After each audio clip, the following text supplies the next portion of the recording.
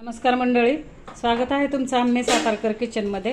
आज आपण बनवत आहोत गव्हाच्या पिठाचं गुलगुलं। आता इथं आपण गव्हाचं पीठ घेतलंय 2 वाट्या। 1 वाटी आपण बेसन पीठ घेतलेलं आहे।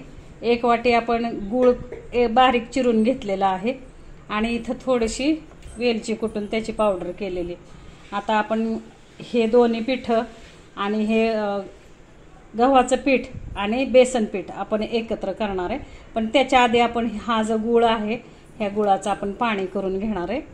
पूर्णपणे हा गूळ आपल्याला पाण्यामध्ये विरघळवून घ्यायचा आहे। हे पहा, बारीक चिरलेला आहे गूळ। आपण आधी किसून घेतला मी, पण व्यवस्थित किसता आला नाही, मग मी बारीक चिरला। हे पहा, आता हा आपण काय करणार आहे, पाणी टाकणार आहे। त्याच्यामध्ये थोडंसं पाणी टाकायचं आपल्याला, जास्ती नाही। गूळ विरघळेल एवढंच पाणी टाकायचं आहे आपल्याला आणि हा गूळ असा छानपैकी विरघळवून घ्यायचा आहे पाण्यामध्ये आपल्याला। म्हणजे थोडक्यात आपल्याला गुळाचं पाणी करायचं आहे। आता ह्याच्यामध्ये आपण चिमूटभर मीठ टाकणार आहे आणि वेलची पावडर टाकणार आहे। आपण आता ह्या गुळामध्ये 1 चिमूटभर मीठ टाकतोय। 1 चिमूट मिठाची टाकली। त्याच्यानंतर आपण जी ही वेलची पावडर करून घेतली ती वेलची पावडर टाकतोय आणि आता हा गूळ आपण हे जे पाण्यामध्ये टाकलाय त्याचं चांगलं विरघळेपर्यंत आपण आता ह्या गुळाचं पाणी करून घेणार आहे। दाखवते मी तुम्हाला। आपला आता पाण्यामध्ये गूळ पूर्णपणे विरघळलेला आहे। हे पहा, पूर्ण गूळ विरघळल्याशिवाय आपण हे गुलगुलं करायला घ्यायचं नाही। पूर्ण सगळा गूळ आपल्याला पाण्यामध्ये विरघळवून घ्यायचा आहे। गुळाचं पूर्ण हे पाणी करून घ्यायचं आहे। त्याच्यासाठी आपण गूळ किसून घ्यायचा बरं का मंडळी।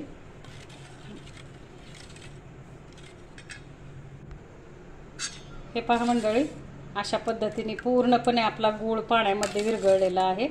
थोडक्यात आपण गुळाचं पाणी करून घेतलेलं आहे। आता हा 1 वाटी गूळ होता आपला, तर त्याच्यामध्ये आपण मी अंदाजानेच पाणी घातले आणि हे असं आपण पातळ करून घेतलेलं आहे। आता ह्याच्यामध्ये आपण पीठ मिक्स करणार आहे।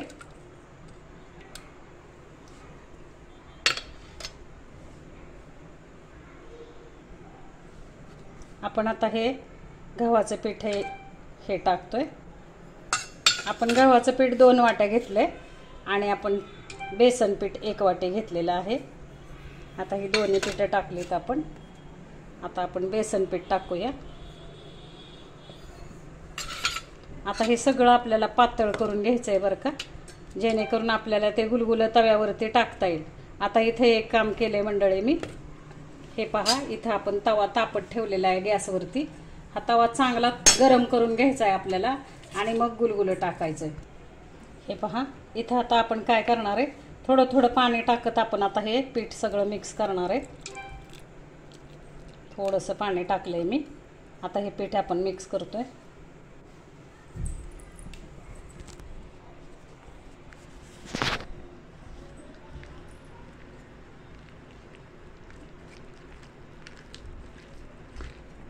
पातळ पीठ करून घ्यायचं आहे आपल्याला।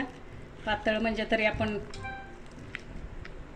आपल्याला पोळं कसं करतो आपण, बेसन पिठाची पोळी करतो किंवा आपण घावणं करतो, त्या घावण्याला जसं आपण पीठ पातळ करतो तसं आपल्याला हे पीठ पातळ करून घ्यायचं आहे। हे पहा, छानपैकी असं आता एकसारखं करायचं हे पीठ। आता गव्हाचं पीठ असल्यामुळे थोडंसं चिकट असतं मंडळी, तर एवढं काय टेन्शन घ्यायचं नाही। थोडंसं पाणी टाकलं की ते होतं सगळं व्यवस्थित। जसं आपल्याला लागेल तसं थोडं थोडं पाणी टाकायचं आहे त्याच्यामध्ये। हे पहा, आपण ह्याच्यामध्ये वेलची पावडर टाकली आणि 1 चिमूट मीठ टाकलेलं आहे आणि त्याच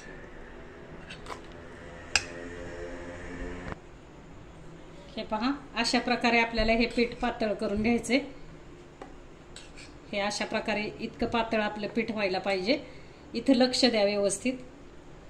हे असं पातळ व्हायला पाहिजे पीठ आपलं, कंप्लीट असं व्हायला पाहिजे। आणि सगळं पीठ आपण एकसारखं करून घेतलेलं आहे। ह्याच्यामध्ये गव्हाच्या पिठाची कुठेही गुठळी राहिलेली नाहीये किंवा गुळाचा कुठेही असा एखादा खडा किंवा काय असं दिसत नाहीये। असं एकसारखं पीठ आपण करून घ्यायचं, म्हणजे ह्याचे गुलगुले खूप छान निघतात। आता आज आपण तळणारे गुलगुले करणार नाहीये, आपण तव्यातले गुलगुले करतोय। हे पहा, आता इथं मी तवा गरम करायला ठेवलाय आता ह्याला आपण तेल लावायचंय थोडंसं. आपण तेल टाकून घेतोय.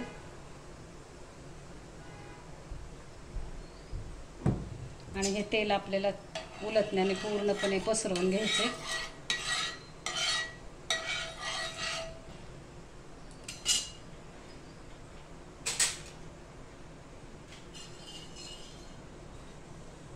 हे तेल आपण असं पूर्णपणे हे पसरून घ्यायचंय तव्याला. आणि आता आपण गुलगुलं टाकतोय. पण गुलगुलं टाकायच्या आधी मंडळी आपला तवा चांगला तापलेला असायला पाहिजे. छानपैकी तवा तापला की व्यवस्थित गुलगुले निघतात. आता हा नॉनस्टिक तवा नाहीये, हा लोखंडी तवा आहे म्हणून मी तेल लावले. नॉनस्टिकला अगदी थोडंसं तुम्ही तेल येतोय.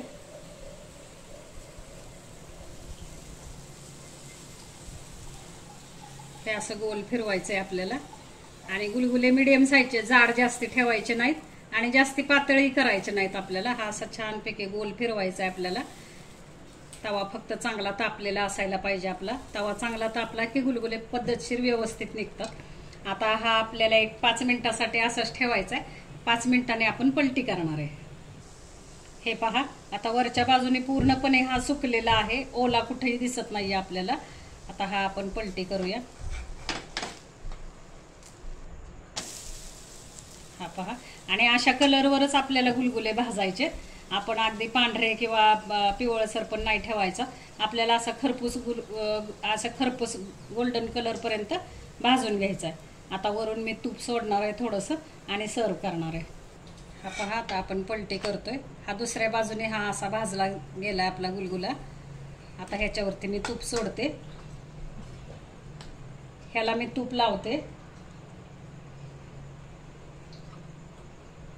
छान लागतात बरं का तूप लावून सुद्धा हे गुलगुले, कारण ह्याच्यामध्ये गुळाचं पाणी आहे, त्याच्यामुळे गुळ आणि तुपाचं कॉम्बिनेशन खूप छान लागतं बरं का. गुळ आणि तूप एकत्र आले तर टेस्ट काय वेगळीच येते. आता ह्या गुलगुल्याला मी तूप लावलंय आणि हा आता आपण काढून घेऊया. हा पहा, अशा प्रकारे आपले छान पौष्टिक असे गव्हाच्या पिठापासून गुळाचे गुलगुले तयार आहेत. करून बघा, खाऊन बघा. रेसिपी आवडली तर लाईक करा, शेअर करा, सबस्क्राईब करा. धन्यवाद मंडळी.